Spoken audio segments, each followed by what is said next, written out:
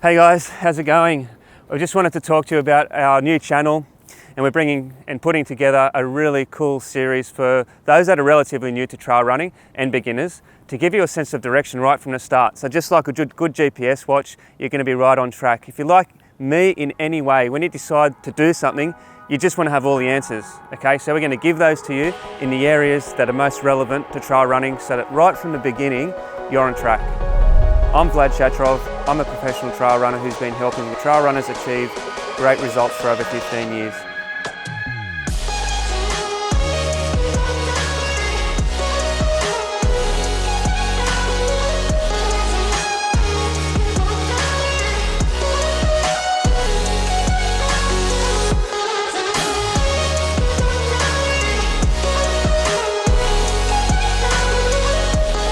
Some of the areas that we're going to be talking about in this new series that are going to help you as you take on this trail running journey are things such as shoes. What shoes should you wear? How do you pick the right shoes to wear? You know, training and racing, packs, what to wear. What are the types of things that you should take out on your everyday runs? What are the types of things you should have when you race? We're also going to help you find ways of finding out where to run. Where do you go and do your training? And where are some places close to you, and what are the resources that you can lean on so that you've got other like-minded people to train with. We're also going to look at mental toughness, okay? So how do you actually achieve peak performance when you're out on these really difficult, long training and racing days? We're also going to look at the right technique. You know, how do you run downhill? How do you run technical trail? What's the right way to train? Is it different to road running? You know, are there very specific ways of training which are going to give you the adaptations that you need if you're going to take on trail running? This and so much more, and we're really looking forward to bringing this to you. So these are some of my favourite tips for training and racing on the trails. Got my hydration vest on. One of the things that you want to do when you're competing is limit the amount of times that you stop. So having really good functional gear that allows you to minimise your stops is going to set you up for a great race. And I've actually got a running jacket tied around my waist, and if it started to get cold or if it started to rain, you could literally pull this up and over, straight over your hydration pack, zip it up and continue on. Take it off when you get hot, just pull it straight off, tie it around your waist, and you're on your way with minimal time wastage. And these jackets fold up into nothing as well, and quite often you'll have them in your pack for most of the event. But if you know that you've got some inclement running conditions on that particular day, then have it around your waist, over and under, away you go. Whenever I go out on a trail run, I pack some of my Tailwind Rebuild into a little plastic sachet just like this, and I'll have a water bottle in my car. When I get to a car, it's just a matter of taking the lid off and opening up the packet, pouring it straight in, and getting my recovery underway before I have a more substantial meal. This is a chocolate flavour from Tailwind, which I absolutely love, and I don't put that much water in there because I like it to taste really strong. So I have it about half full. Really quick shake. Recovery's underway. These are soft flasks, okay? And as trail runners, we often use them in our packs. Quite often we have them in our front of our hydration vests. Some people use these a lot more than they use bladders, but the same thing applies. Something that I just wanted to share with you is, like, even though they are so handy and you use them, you know, all the time when you run, just be careful and mindful of how clean they are, and make sure that you do wash them out properly.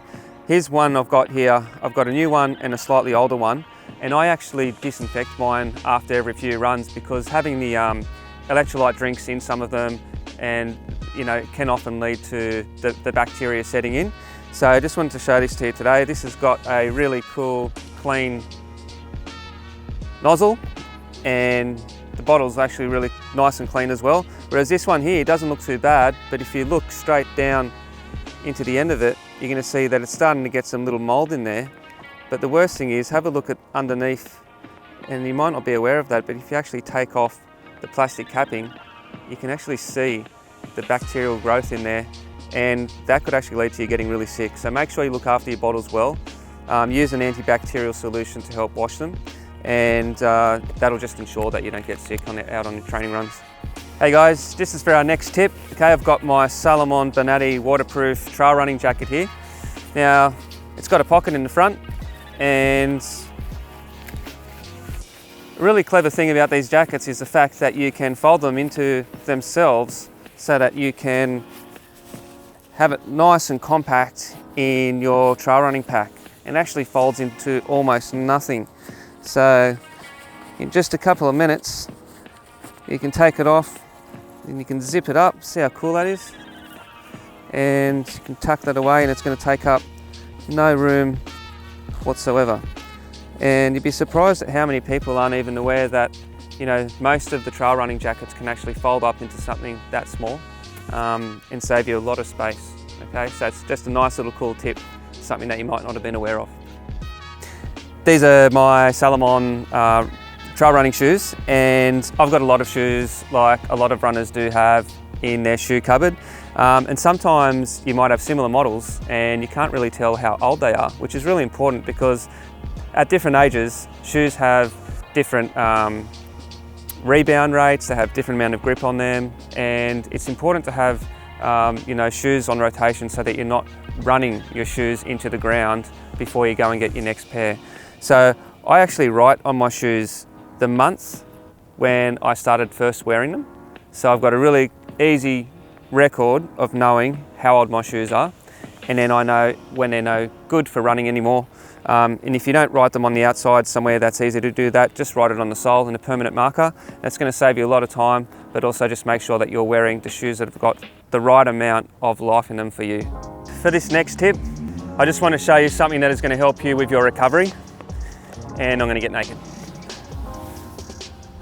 Not quite, I've got my Speedos on underneath. But how many times have you done a hard training race or an event and you've just got back in the car and driven home, and then you've got out and you've gone, oh my God, my legs feel like crap. Well, this is something that can help you, and it's helped me over so many events, training and racing. And quite often, you know, you don't have the luxury of having a shower. That doesn't matter, you know. Carry your compression tights with you. They're actually a godsend in recovery, and you're going to recover so much faster and be able to back up much quicker if you put these on at the end of a hard training session before you drive back home, even if you haven't been able to have a shower. Okay, so I know they're a little bit hard to get on, but they're really graduated, nice and tight. And if I drive now and get home in a couple of hours or even longer sometimes, you're going to feel so much better than if you just got into the car and then just drove home. You know, your legs are just going to recover so much faster. So always take your compression tights with you and use them. I've actually got a furniture slider in my hand. Okay, so this is something that you can pick up at a good hardware store, or you can buy more expensive ones online as well. But I use them for a lot of things in our strength training sessions for runners. Now, as a trail runner, one of the key muscle groups that you need to strengthen up and so that you don't cramp and you can run better up and down the hills is your quads. I'm going to show you a really cool little exercise that doesn't take long to do, but it overloads the quads really quickly so that you get like a really good adaptation and strength improvement very quickly. So it's called a single leg slider. Okay, so I've got one leg up in the ground and the other one slides up and down. Now, if you did that just for 30 seconds on each side, you find that you get a lot of burn there.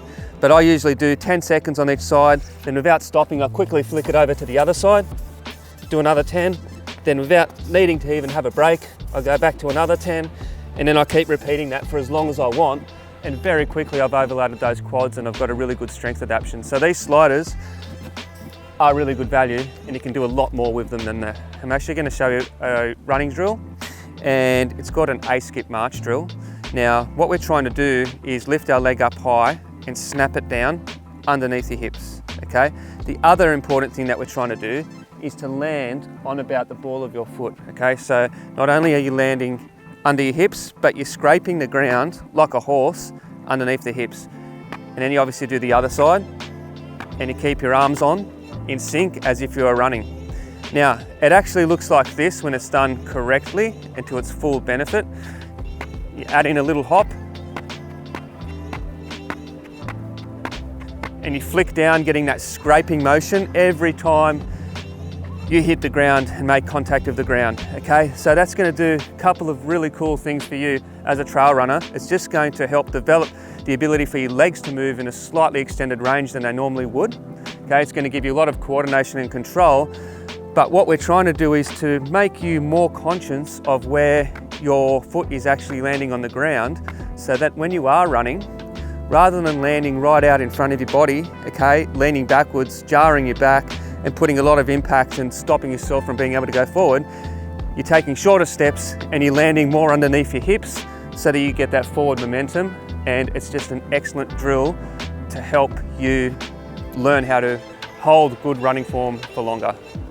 Hey guys, thanks so much for watching. Please comment below with what you want to see in our next videos. Also subscribe to the channel, click the notifications bell, and we'll see you in the next video.